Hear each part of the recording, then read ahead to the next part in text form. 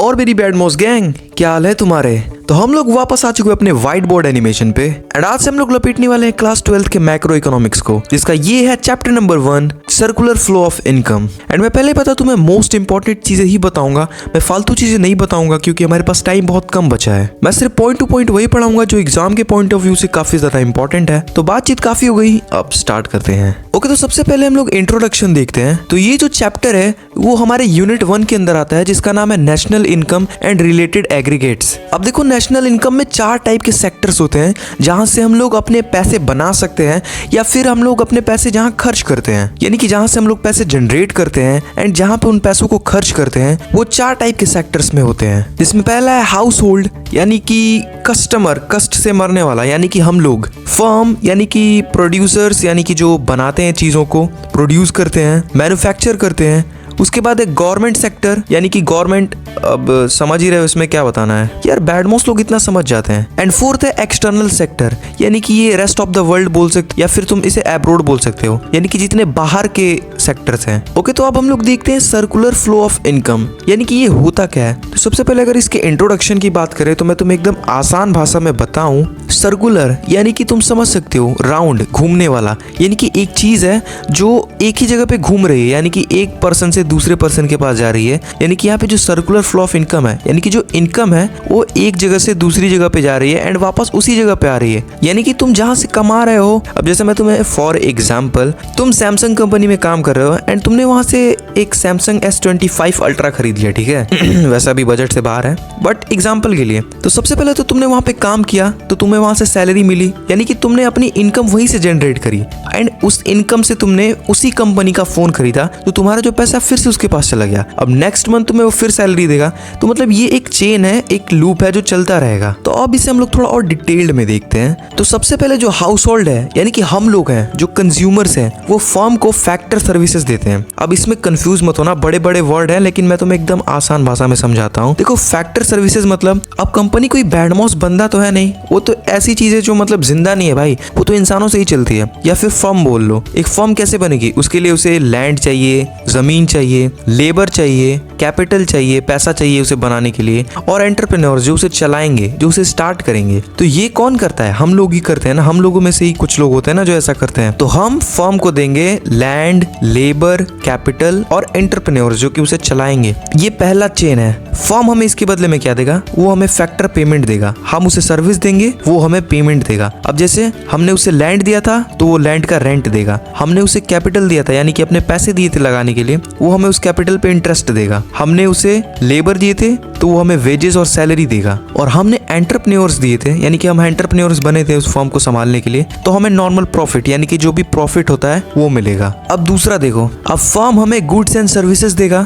यानी कि फर्म जो गुड्स बनाएगा वो हमें बेचेगा, वो जो भी चीज बनाएगा उसकी सर्विस हमें देगा। उसके बदले में हाउस होल्ड, यानी कि हम लोग उसे payments of goods and services देंगे। यानी कि अगर तुम्हें कोई गुड्स बेच रहा है, कोई सामान बेच रहा है, तो उसके बदले में तुम्हें पेमेंट तो करनी पड़ेगी। इसे एक और नाम से बुलाया जाता है जिसको बोलते हैं कंजम्पशन एक्सपेंडिचर। ये सुनने में काफी भारी भरकम वर्ड है बट है इसमें कुछ नहीं। ओके, तो अब देखते हैं 2 और कॉन्सेप्ट्स। तो जो factor services and goods and services का जो फ्लो होता है उसको हम लोग बोलते हैं रियल फ्लो, एंड जो फैक्टर पेमेंट और कंजम्पशन एक्सपेंडिचर का जो फ्लो होता है, यानी कि पैसे का फ्लो, उसे हम लोग बोलते हैं मनी फ्लो। तो अब फटाफट से इनको थोड़ा और डिटेल्ड में लपेटते हैं। तो देखो, रियल फ्लो में गुड्स एंड सर्विसेज का लेन देन होता है, यानी कि एक्सचेंज होता है, एंड मनी फ्लो में मनी का एक्सचेंज होता है। अब रियल फ्लो का घर वाला नाम, यानी कि दूसरा नाम, इसे फिजिकल फ्लो भी बोलते हैं, एंड मनी फ्लो का दूसरा नाम है नॉमिनल फ्लो।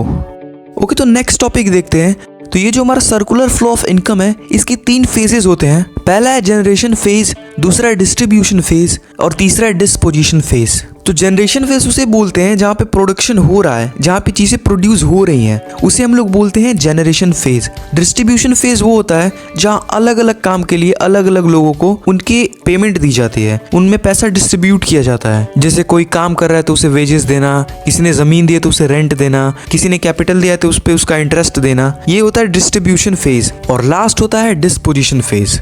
इसे तुम एक तरीके से एक चेन बोल सकते हो, यानी कि अगर तुमने किसी को वेजेस दिए तो वही पैसे वो किसी और फर्म को देगा और वो फर्म किसी और को देगी। जैसे मान लो कि तुम कंपनी में काम कर रहे हो, तो उस कंपनी ने तुम्हें तुम्हारी सैलरी दी।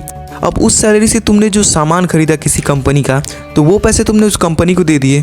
उसके बाद उस कंपनी ने अपने एम्प्लॉयज़ को उसी पैसे की सैलरी दी, तो इसे बोलते हैं डिस्पोजिशन फेज। ओके, तो ये था हमारा circular flow of income. And अब हम लोग देखते हैं नेक्स्ट टॉपिक, जो कि है स्टॉक एंड फ्लो। अब देखो, स्कूल में से काफ़ी बढ़ा चढ़ा के पढ़ाया जाता है, बट एक्चुअल में इसमें कुछ भी नहीं है, बहुत ही ईजी है और हम लोग अभी इसे लपेटने वाला है बिल्कुल आसान भाषा में। स्टॉक तुम एक तरीके से बोल सकते हो कोई चीज़ रखी हुई जो कि ना कम होगी ना ज़्यादा होगी। जैसे मान लो तुम कहीं ट्रेन से जा रहे हो एंड तुम एक मूवी देख रहे हो, बट तुमने 3 मूवीज़ और डाउनलोड कर ली, तो वो 3 मूवीज़ तुम्हारा स्टॉक हो गई, क्योंकि वो तुम आगे आराम से देख सकते हो। अब फ्लो का मतलब ही समझ में आ रहा है, बहना, यानी कि अगर कोई चीज़ फ्लो कर रही है, कोई चीज़ बहती जा रही है, तो ऑब्वियस सी बात है वो रुकी तो नहीं होगी, वो बह रही है, मतलब उसमें चेंजेस आ रहे हैं। तो इसे फटाफट थोड़ा और डिटेल में लपेटते हैं। तो देखो, जो स्टॉक होता है वो एक पर्टिकुलर पॉइंट, यानी कि पॉइंट से मैं समझ सकते हो, जैसे फॉर एग्जाम्पल मैंने तुमसे पूछ लिया कि तुम्हारे फ़ोन में भी कितनी बैटरी है, अभी कितनी बैटरी है, तो तुम बताओगे जितनी बैटरी होगी वो तुम्हारा स्टॉक होगा। यानी कि मैंने तुम्हारी बैटरी एक पर्टिकुलर टाइम पे मेजर करी।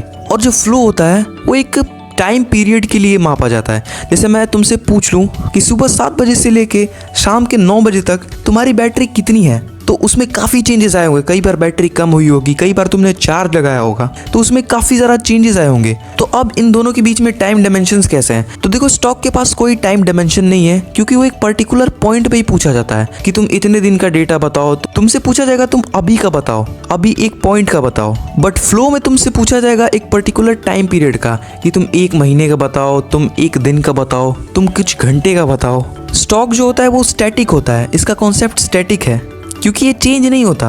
अब तुमने डाउनलोड करी थी 3 मूवीज़ ट्रेन में मज़े मारने के लिए, तो वो 4 तो हो नहीं जाएंगी, या फिर 2 नहीं हो जाएंगी, वो 3 है तो 3 ही रहेंगी। बट फ्लो जो होता है वो डायनेमिक होता है, यानी कि चेंज होता रहता है। ओके बैडमोस गैंग, तो वीडियो हो चुकी है ख़त्म।